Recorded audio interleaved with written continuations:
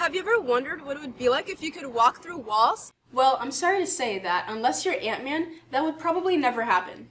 But as an electron, I could tell you how it's done. It's called quantum tunneling.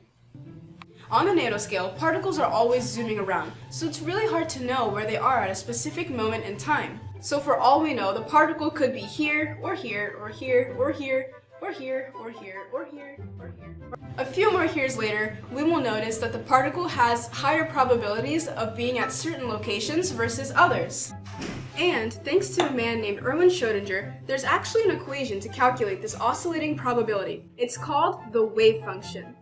Once the particle's location is actually measured, the particle is forced to choose a position, and the probability wave disappears. Most of the time, when we're dealing with particles on the quantum level, we refer to their probability waves.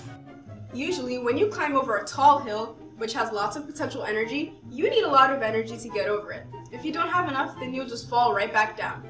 Hashtag conservation of energy. This is the same with an electron, for instance. If an electron, or rather its probability wave, approaches a potential barrier and doesn't have enough energy to cross it, then it'll just reflect off. But here's the difference. Something very interesting happens when waves reflect off a surface. Let's use light as an example. When light travels through different mediums, it refracts or bends. If we increase the incident angle, then the angle that it bends at will increase as well. Once we reach the critical angle, all the light will be reflected back into the original medium. This is called total internal reflection. It's basically the same as how the probability wave totally reflected off of the potential barrier.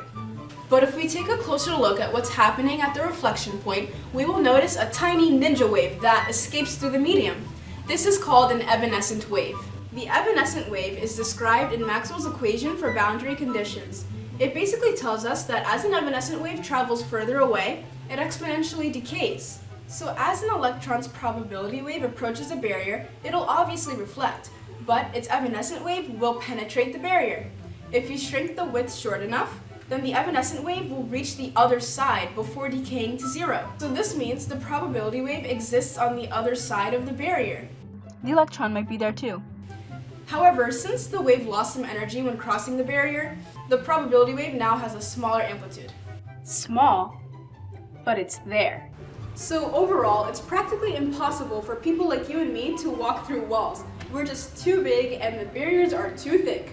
But who knows, there might be a chance for us to one day shrink down to the size of an electron and tunnel through barriers at will. And when that happens, I'll see you on the other side.